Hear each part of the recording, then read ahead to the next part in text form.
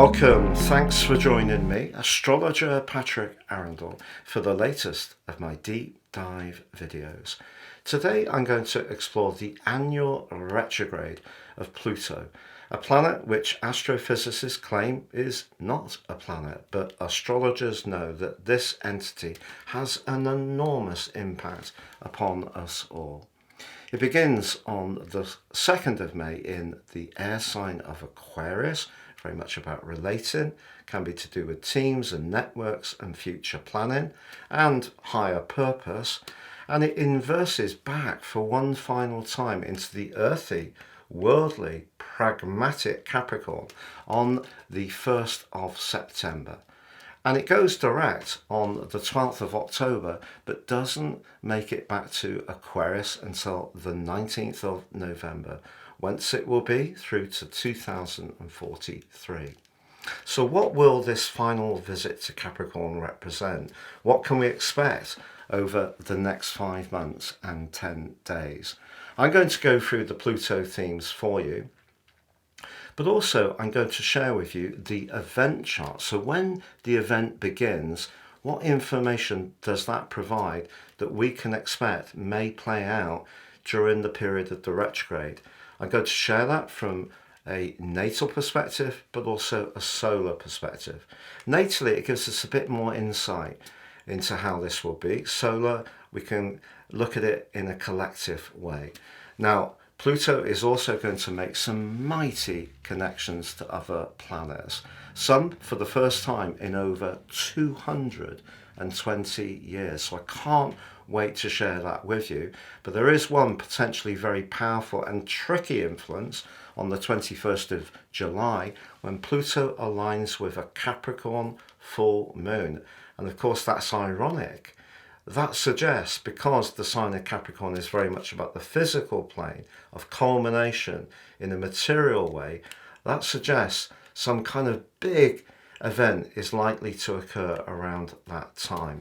But then I'll go through each of the 12 zodiac signs from Aries through to Pisces, which you can relate to in terms of your ascendant, the sun or the moon, to give you a flavour of what you can expect over these next 5 months or so.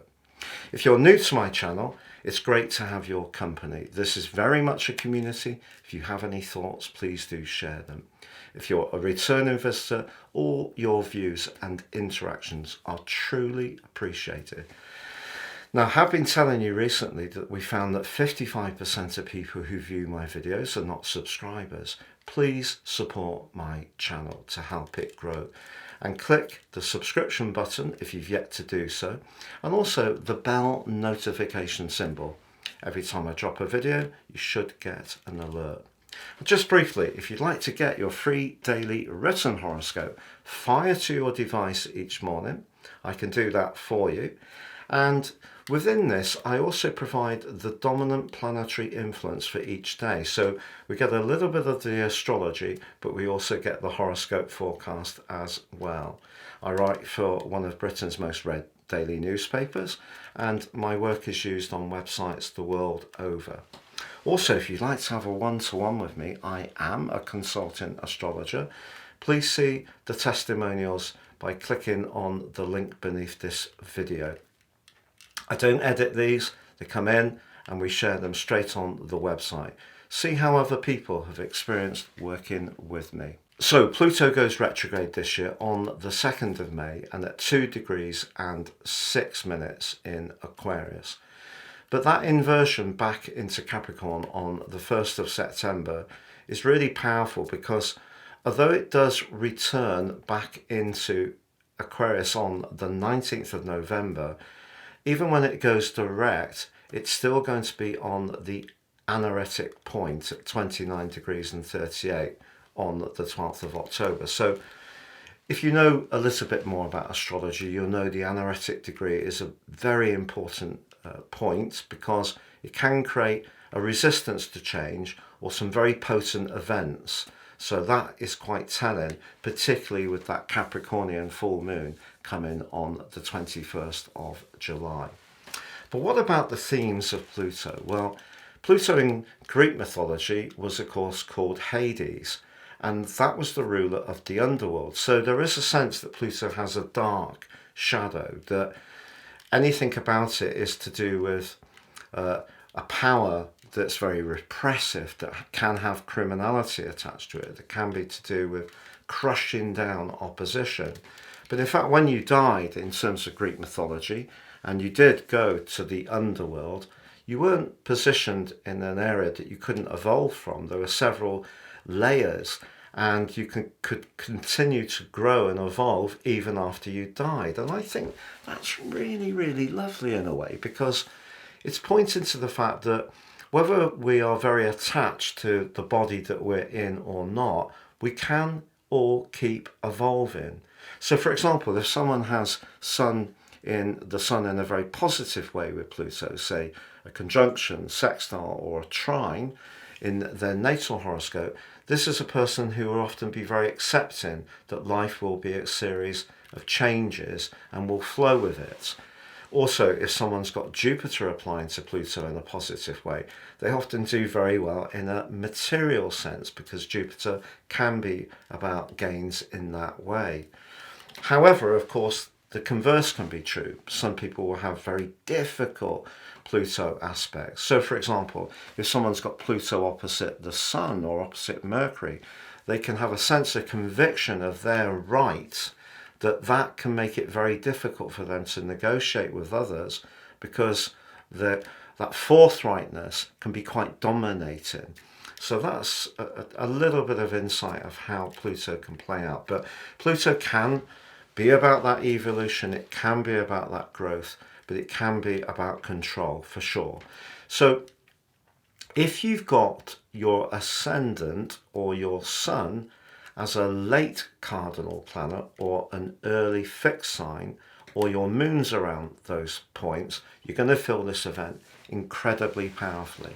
So we're talking about late Aries, early Taurus, late Cancer, early Leo, late Libra, early Scorpio, late Capricorn, early Aquarius. So those are the points, and you may have other planets in those areas which will be affected, because when we have the angle, that means that Pluto will be affecting the other parts of that angle. So for example, if you have your ascendant at 0 degrees or 1 degrees Aquarius, or 28 degrees or 29 Capricorn, it means that this event will play into your descendant for sure. Of course, it depends on what house system you're using, but certainly if you use an equal house or whole sign, then it's going to play out onto the other parts of that angle. So what we've got in terms of those positions is an opportunity over the next few months to think more deeply. Now, we know that Pluto is not necessarily what we can see, it's more what's operating a bit out of sight, but we can start to think about the things that we might find a bit awkward.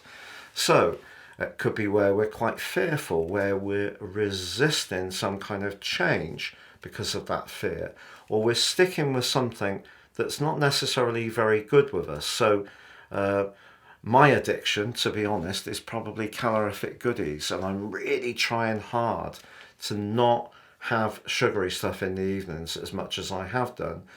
But of course, once we get the up from having the sugar or having a bet or having a drink, that's very seductive. And that's the other part of Pluto. It can be very seductive. So the things that we're drawn towards, whether it is sex, whether it is spending money freely, these things are very difficult to break free from, because they give us some kind of chemical uplift when we have them, as well as in the case of the sugar, a physical impact almost straight away.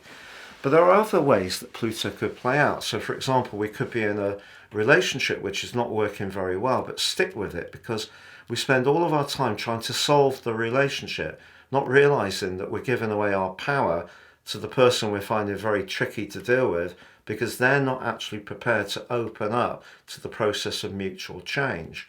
So that's where control can work in different ways. So I don't know if you've ever heard of this concept, but silent violence is a concept that interests me. So this is where people don't have a discussion with you. They don't have an argument.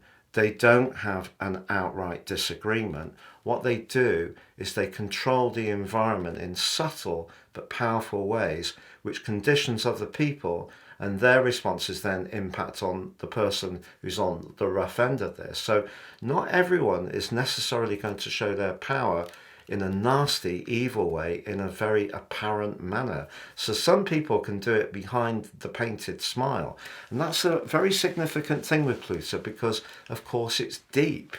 It's not necessarily transparent.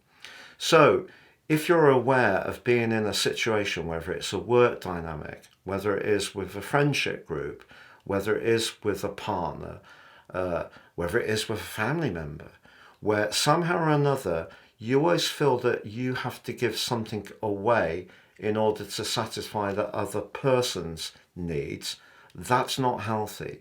But we could be so caught up in being fearful of breaking free or feeling or spending our time trying to solve it that we lose our power even more. So it's really important to be conscious of the repeating themes. So I think the retrograde, particularly with Aquarius, what I feel that we need to consider is our future plans, our idealism. For example, are we giving away our idealism in order to continue a job, Capricorn, which gives us good earthly and worldly benefits, but actually is a soulless experience?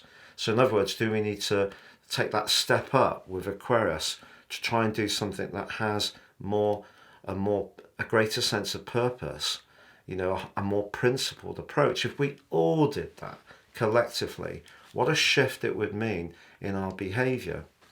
Now, the other part of Hades, which is quite interesting, is that Hades does rule resources that are underground. So whether we're talking about coal, oil, possibly gas, maybe even gold. And all of these things, of course, are very much potentially in the news, or have been over the last couple of years, because of what's gone on in Ukraine, what's going on in the Middle East, which can have an impact. And then we've got the whole electric vehicle scenario, which is very Aquarian. But then there are other people who would say, look, oil is something that powers vehicles, powers power stations, and it may have an ecological impact in some ways, but does all the electric or more modern technologies actually give us a payback in exactly the way we perhaps maybe more idealistically expected? So for example, do we end up with a lot of electric vehicle engines that use lots of precious metals in order for the components, and when they come to the end of their life, they actually create an environmental problem in themselves? So it's about seeing that big picture, and Pluto, of course, can be very positive. One of the things I found with Pluto in my own life is that sometimes the very things that we're fighting for, if we keep fighting, we're actually resisting. So sometimes it's best to submit, but that's quite a scary thing to do. So it means that some things that are really quite a major part of our life, we let go of because we're trusting the process. And that can be an extremely powerful experience if we do get to that point where we just let go of those repeating themes. We accept the concept of fate more, which is very Plutonian. And Pluto is very much linked to reincarnation. So it could be argued, and some astrologers do, that where your Pluto is and what house it's in, and also what angles it or what influences it forges with other players in our charts, our natal charts, is also key to our journey in this life. So that's another deeper theme that we could consider. But if there is a situation where you feel smothered, controlled, someone's limiting you from breathing, Aquarius, air, or perhaps there's somebody who's trying to control you with their idealism, Aquarius, and you're happy to have a more practical existence, Capricorn, that may be something that could be an issue. But we know where all the addictions lie, particularly with sugar, whether it is to do with drugs, alcohol, gambling, all of these things we could consider very carefully.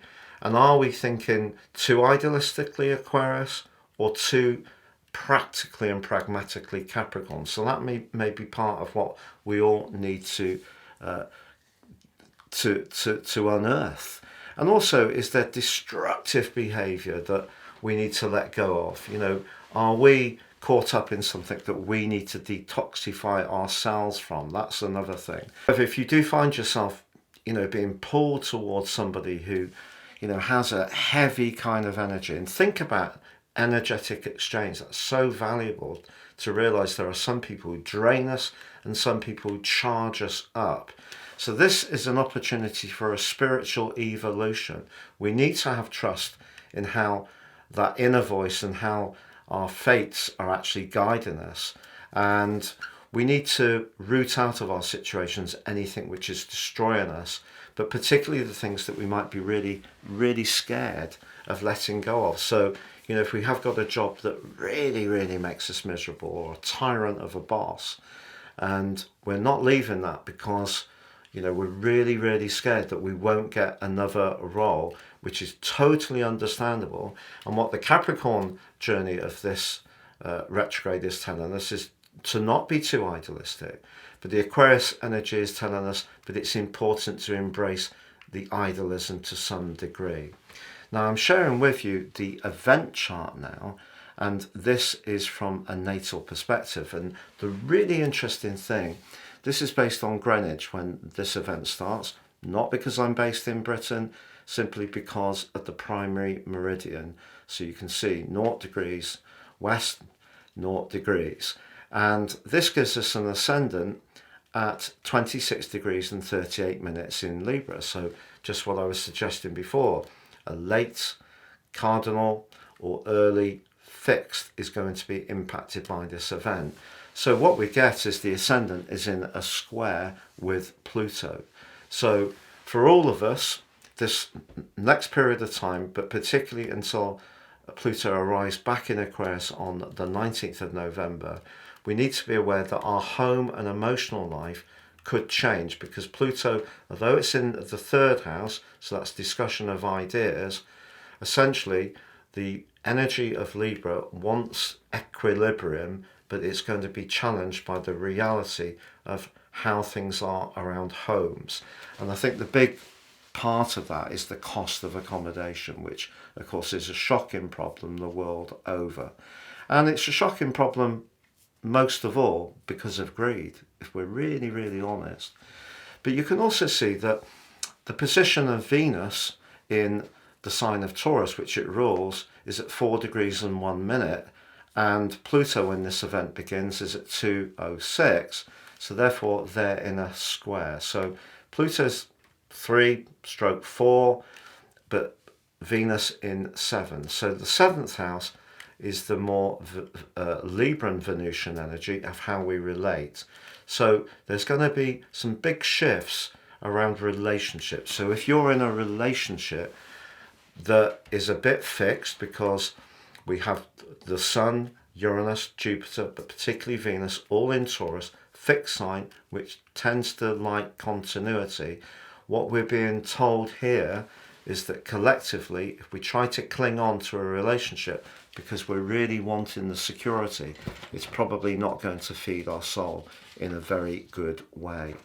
Now on the screen now, I'm showing the event chart from a solar perspective, and that puts Pluto up there in house 11, because Aquarius is the 11th zodiac sign. We still have the square with Venus, so I feel this is much more to do with money, which of course Venus also influences. So here, we can't be too idealistic about resources, and we all know, because of technology, because of AI, because of robotics, that the way we earn money is going to be changing, and we have to be in some ways philosophical about that, but we don't necessarily have to accept the totality of some of those changes. So a classic example is on the Scorpio full moon of the 23rd of April. We have the Sun in Taurus opposite the position of the moon in Scorpio, but T-square into Pluto. So Pluto very impactful on that event. And in England, we have a football competition, a soccer competition called the FA Cup, which is very traditional. And clubs right down to, really quite basic facilities with maybe 100 people watching a week can enter the competition, and the winner ends up going to the national stadium and holding up a treasured cup. But what's happened in recent years is that has become a much more difficult process for a smaller club to win because of the might of the major clubs who have the money, and the money has come from TV rights. But what they're now saying is, the operators of the competition, that when a smaller club plays a bigger club at home and holds them to a draw, so there's no winner, it won't go to the bigger club stadium for the replay, which has always been the tradition, because the bigger clubs are playing too many games and their players are exhausted. And it's actually really about money. So what will happen is the smaller clubs will lose yet more revenue, which denies them the chance to ascend. And it's important in life that there is a meritocracy. And if Pluto creates a structure or a system where only the rich and only the powerful have control, what does that mean for everybody else? It means that it can be extremely miserable. So that's tyranny at its worst, and that can be Pluto at its worst as well. But my prediction on that decision is there's going to be a major pushback, and they may feel that they're not going to change their mind, but with Mercury retrograde in the mix when it happened, it really wouldn't be a surprise if it was changed, because they've gone too far. They're so into the financial side of it that they're trying to keep the smaller clubs down, who are already losing loads of money, and too much money is going in the players' pockets in the big teams, when of course in America you have the cap for the big teams, and they have to work the player rota around the budget. And that really needs to come into play in English football as well. So that's an example of where power is being used in a very abusive way, because it's not fair. But because Pluto is in Aquarius when this event occurred, as I said, don't be surprised if there is a change and they reconsider that decision. But I'm going to tell you now about the upcoming aspects that are going to have a big impact on us all. Now, there are quite a few, so I didn't want to go into an absolute load of information because it would be too much to absorb. But from the 21st to the 25th of May, the Sun is trine Pluto, and that's an absolutely fantastic alliance. So it's the second time it's happened, but the Sun in Gemini linking with Pluto in Aquarius. So that's very much about a big shift around communications. I saw this video about one of the Russian propagandists, one of the people who tends to head up the TV studio programs, and she was teaching media students that we now live in a post-truth era. And she's probably right in a way, but that is just so sad. So because Gemini is about communication, we've seen a big battle between different TV stations that are either very right-wing, very left-wing, or basically the funding is provided by government, so therefore the news has to be very timid in order not to upset them because it affects their funding. So we haven't really seen a sort of more fairly balanced media report, and of course media is starved of revenue because they don't sell print anymore. It's very difficult to monetize through advertising because of all the ad blockers and the power of you know who. So we are going to see, I feel, on that event, exactly on the 22nd of May, but 21st to the 25th of May, some big pushbacks around how we communicate. Now, Venus trines up with Pluto exact on the 25th of May, but from the 24th to the 27th. And that's really powerful because that's reminding us of who we can connect to in our communication that's meaningful. And again, Venus in Gemini. But this is the most important aspect of all of them, to be honest, in a positive way. And it's Jupiter trine Pluto for the first time in over 220 years. It's exact on the 3rd of June. For me, a lot of focus has gone on the Jupiter-Uranus conjunction, which I understand because it's a once every 14-year event. But Uranus is not happy in Taurus because it's in fall, so there are strengths and weaknesses with that particular conjunction.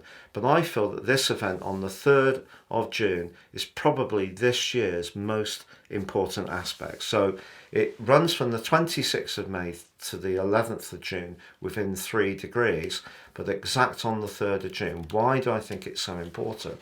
Well, Jupiter only visits each zodiac sign roughly every 12 years, so it didn't meet up in this trine with Pluto last year when Pluto was just still in Aquarius.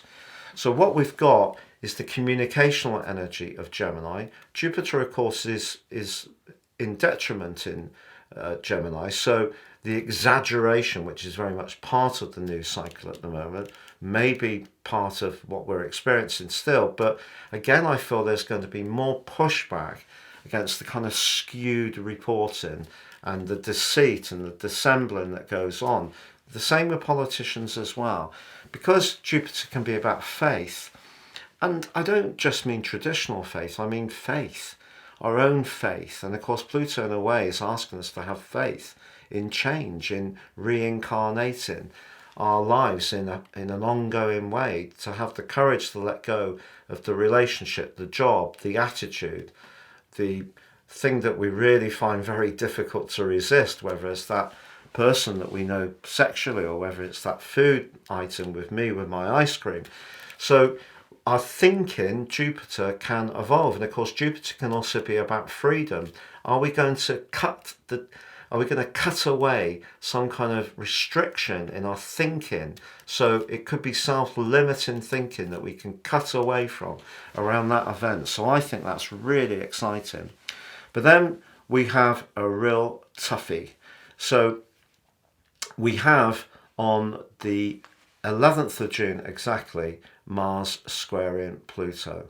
And if you recall, when the Israel-Palestinian situation began, was on the 7th of October last year that war really started.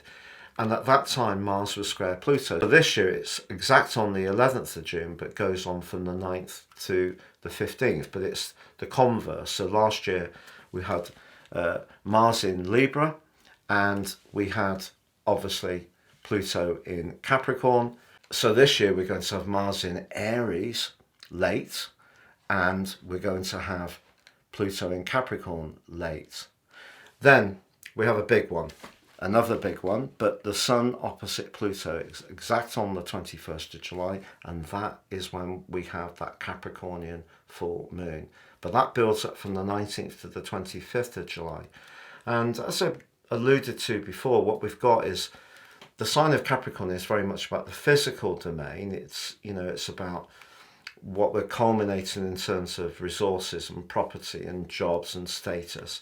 Whereas the sign of Cancer is very much about what we need because of the moon rulership in terms of our feelings. So there may be something around the housing situation at the time, maybe mortgage rates that I feel that could come under scrutiny. But of course there is the chance for newer legislation that can come in that controls the housing market in a better way. But I wouldn't be tremendously optimistic that it will be that, to be honest.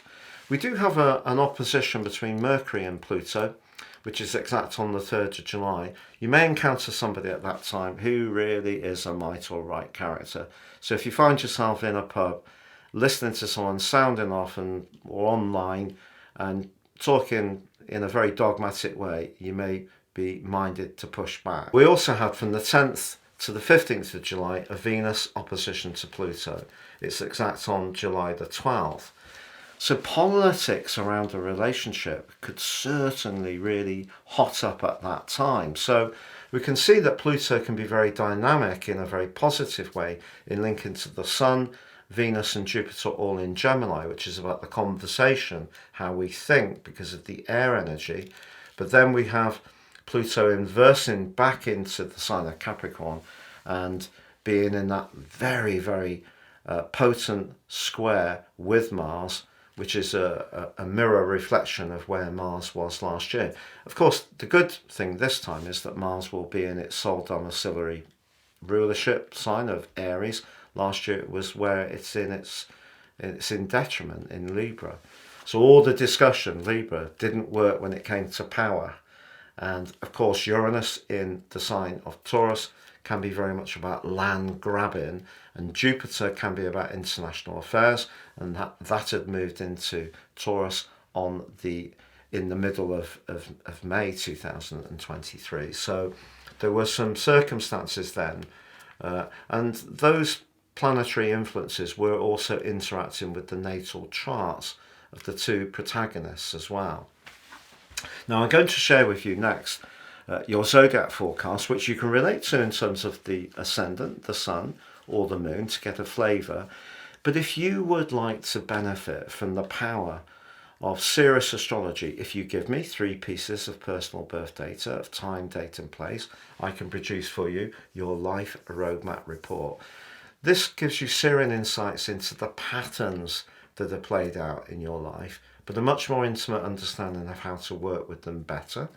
And also my special package of 30% off, you can get your 12 months transit. So the moving planets in the sky, how they interact with your personal blueprint, your totally unique personal blueprint. Now, if you know about your natal astrology, Pluto, of course, is very much to do with reincarnation. If you'd like to explore draconic astrology, my charts will give you a chance to understand how the relocation of the North Node to the vernal point can really change your chart quite radically. All the houses stay the same and the relationships between the planets stay the same, but they can move. You can see big moves. Madonna, I'm always fond of sharing, her sun is in natal Leo and in draconic Aquarius. So if that appeals to you, because that really helps us to understand our soul, our karmic astrology, and we've had some great feedback on these charts as well, just sharing some on the screen now, and that will help you to keep growing and exploring the astrology even more. But the same deal, 30% off, and you get your draconic forecast as well. Please see the link below for more. Aries, for you, I feel that the next 6 months or so are going to see you thinking a lot about validation, where you really feel that you can achieve some recognition, but recognition that has a purpose. So if you are, wanting to apply for a new position, yeah, it's a completely natural thing for us all want to feel really respected. But I think within the mix, it needs to have some kind of flow to it. What would your future prospects be in that particular organisation? Or are you thinking of perhaps doing something fresh and different for yourself? Because of course the solar eclipse in your sign definitely gave you an opportunity to be very dynamic in terms of reasserting your individuality, and such has been the collective in the sign of Aries of late. Really a chance to think much more seriously about if you can really showcase your flair, your artistry, your individual personality. It's very, very important for Aries people to feel that you can live in a fresh way, a way that's alive and stimulating. And if you feel that that's choked off and you're just being too confined in fitting in with a predetermined structure, that might not necessarily work for you. But of course it does depend on your natal horoscope. But the big picture here is that by the time the flow of Pluto gets back to Aquarius on the 19th of November, I think you may have done some experimentation. It may see you check back into a role that you're very familiar and comfortable with because you're being very pragmatic, or it may see you wanting, by the time Aquarius returns to Pluto, to shed that and go forwards in a newer, more dynamic way.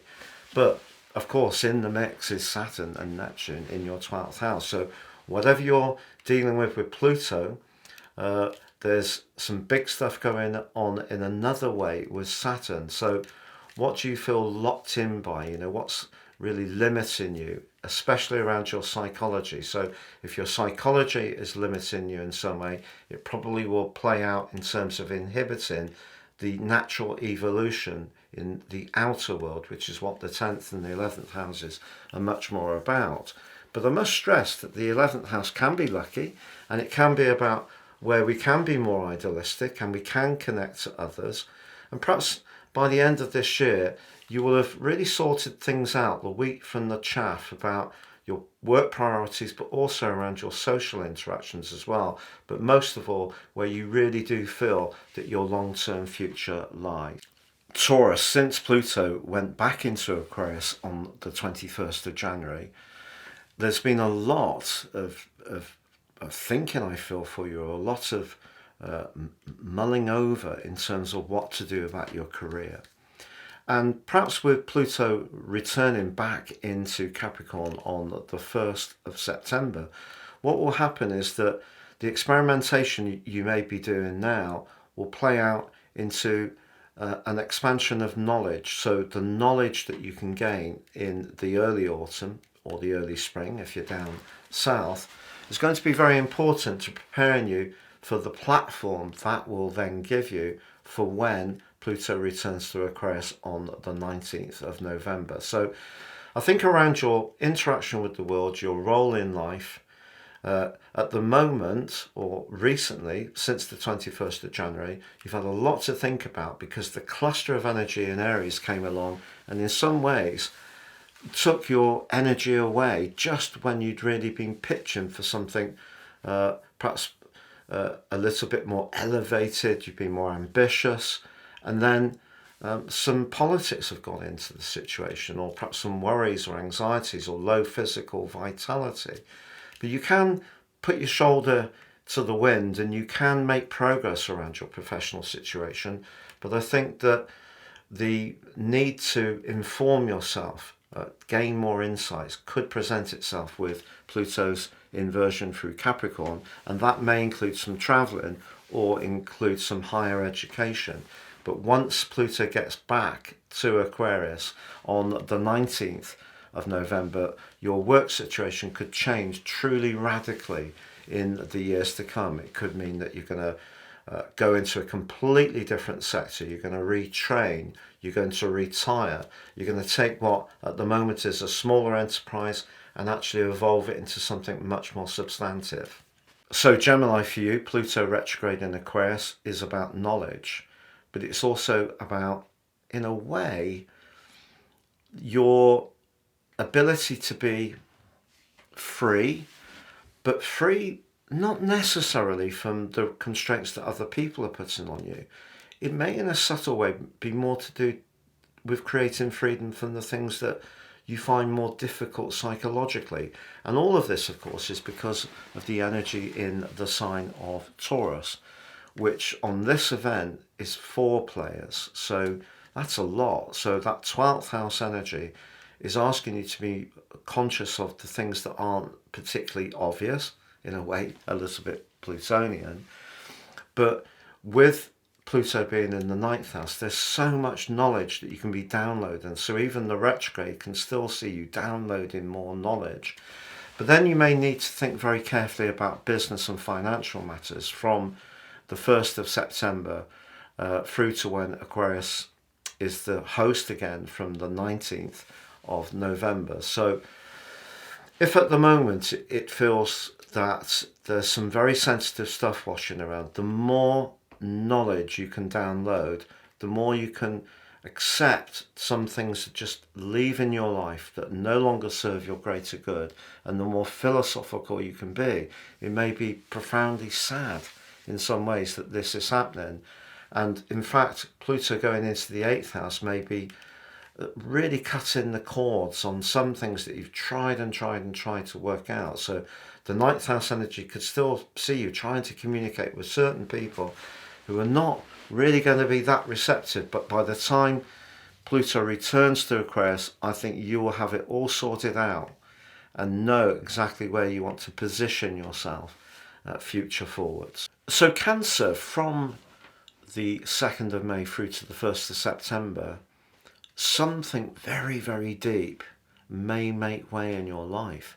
It could be a connection, it could be a relationship, it could be a financial matter that's going to evolve. Maybe you need to sort out some funding or anything to do with a legacy or a big pension or insurance or a property matter may require you to just go with it and let go. There may be something that is going to come to an end.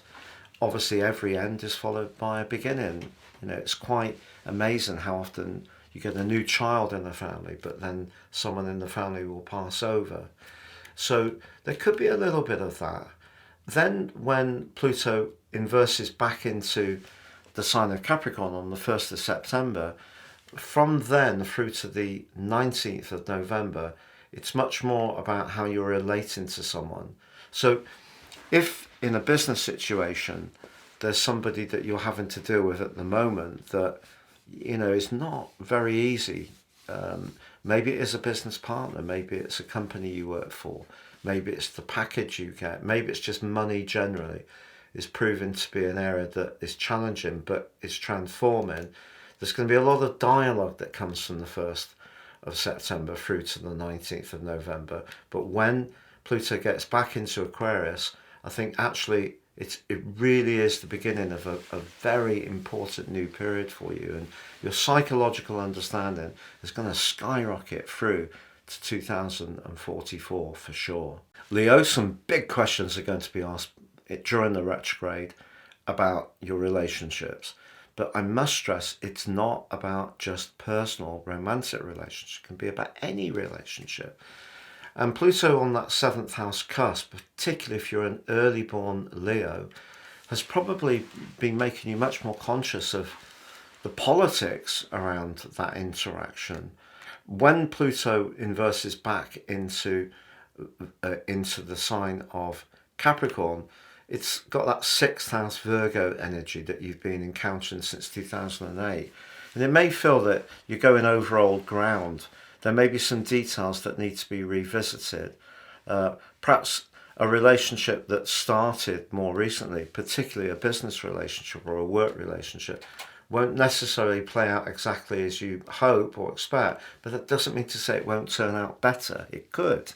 It just purely depends on each person's circumstances. But you really have had a taste 11 weeks last year and from the 21st of January this year of wanting to feel heard and seen a lot more. It's a very Leo thing to be at the very least hugely respected. But if you've not been feeling admired or loved, that could have been quite challenging since 2008.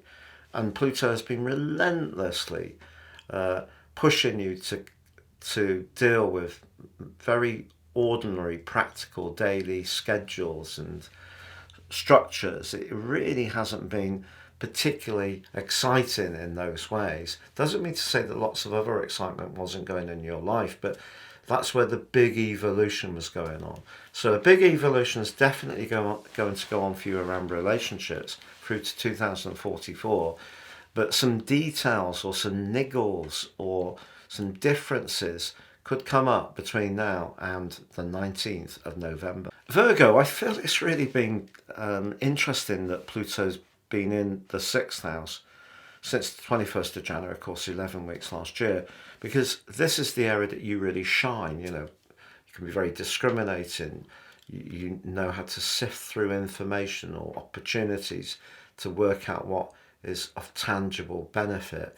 You know, you're naturally someone who has an appreciation of giving a service or helping people, being very pragmatic, you know, working on appraising things and detailing them in a very systematic way. It's just right up your street. So why is it, since Pluto moved into Aquarius on the 21st of January this year, you have been feeling not quite so settled, not exclusively, but not quite so settled in some kind of regular structure? Well, of course, it's Uranus and Jupiter, which have been provoking you to try out different things, keep moving around, experimenting a bit more.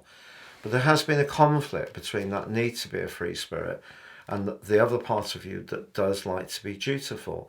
So that dutiful stuff comes under the astral microscope through to the 1st of September. And then Pluto's back into your 5th house. If there is a weakness around a love relationship, or it's a bit tricky around expressing your creativity in quite the way you'd want, that's the opportunity for you to look at. So work, practical structures, and then the more creative or romantic stuff is what you're going to have to revisit between now and the 19th of November.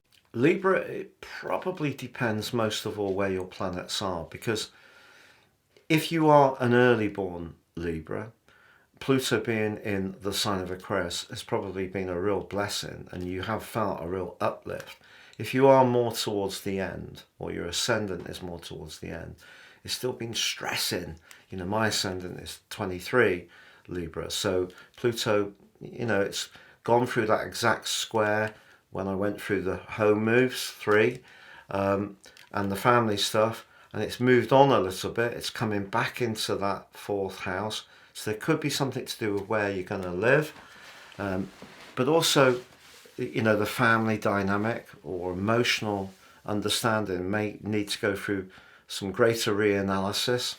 Take it in your stride. You've learnt so much with Pluto since 2008, and I feel that the Aquarius part of this equation is that whatever you're doing that helps you to express you, I feel Pluto can still teach us a lesson in the way in saying in Capricorn, but does it feel right? So even if we're doing something that's glittering and pleasurable and fun, is it actually really fulfilling? You know, there's plenty of people who leave those fun, frothy type of roles because that actually isn't challenging them. And sometimes in life we need to be challenged, and that's where Pluto is so enriching, because it doesn't necessarily make it easy. It's always provoking us to keep evolving. That's why people walk out of completely stable relationships, because they're just not sparking them, or a job that they can do standing on their head, but there's no real buzz. So in a way, Pluto is pushing us to feel alive. So don't see this inversion back into Capricorn as an entirely dark thing. There may still be some things that need to be worked on in terms of setting boundaries, being strong around your emotional needs, working on evolving internally.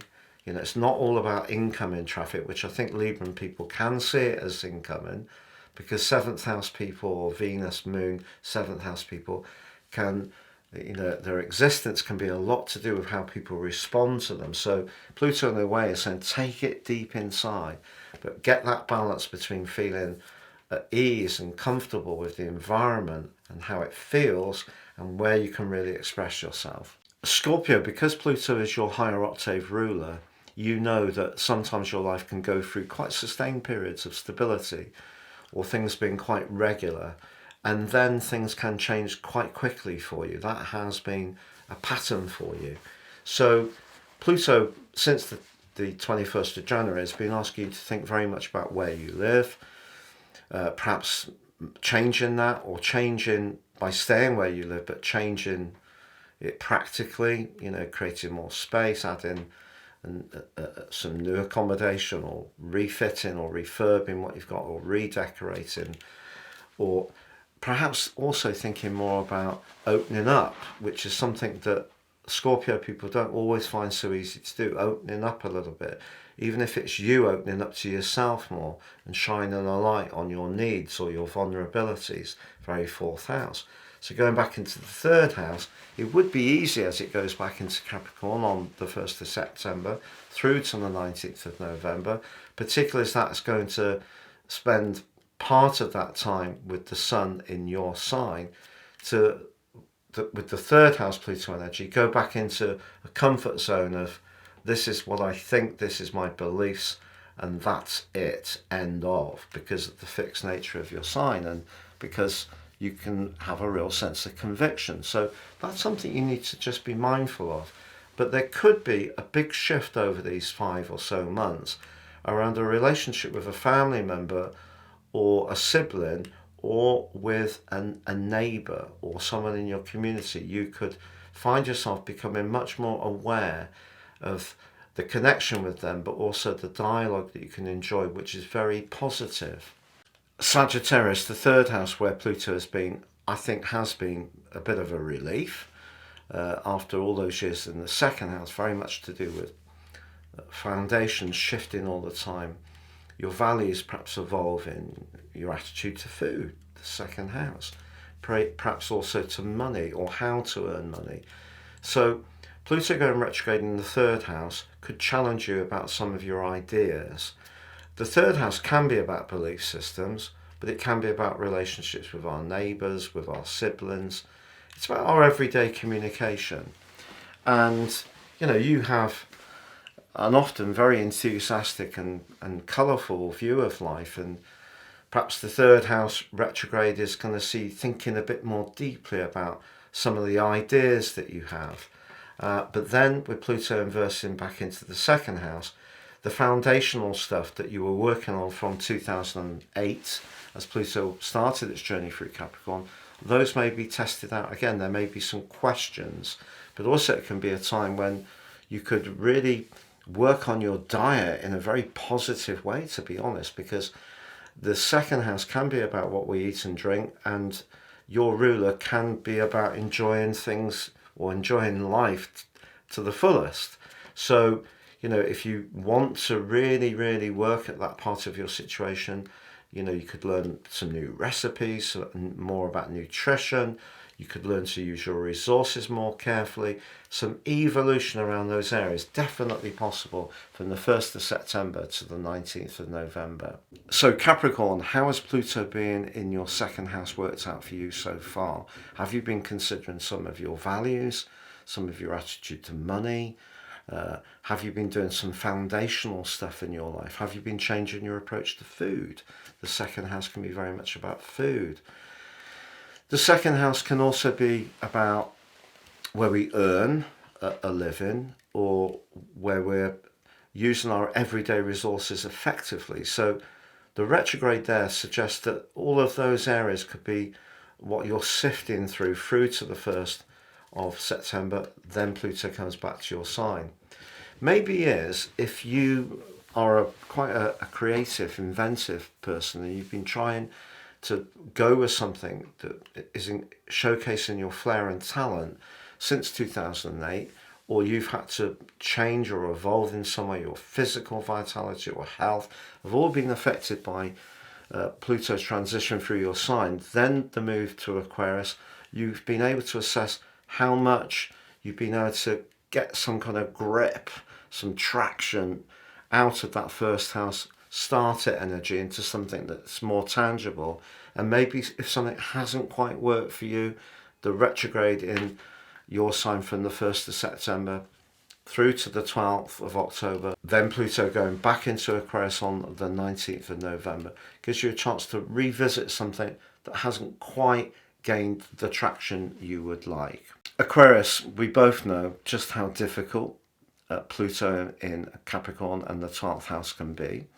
And there may be something that you've been experimenting with, perhaps for some of last year, perhaps this year as well, that you've been, you know, it's been showing some promise, and there may be a fear with Pluto going back into the 12th house that it's all going to go into the dark again. I think in a way, the 12th house works so well for Pluto because as long as we submit to it, you know, if you're not resisting something because, oh, I don't want to visit all that psychological stuff, that's, you know, there's too much navel gazing these days. People are spending too much time being victims and getting involved in all that stuff.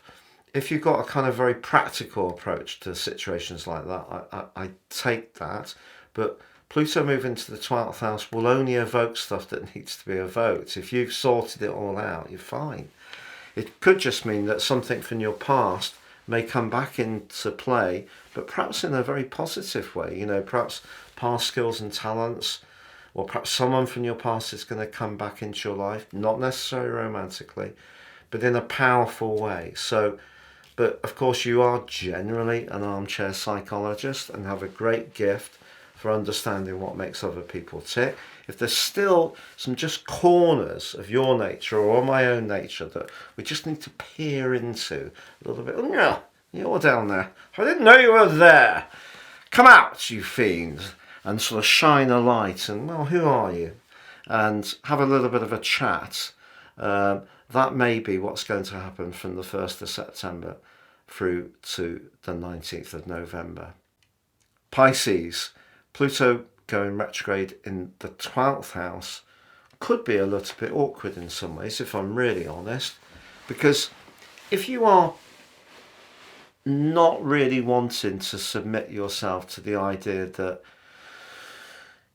you know, change is just inevitable, if you're someone who can poo-poo psychology particularly, that could be a little bit of a danger to you, because whether you like it or not, all of us eventually becomes dust, being blunt.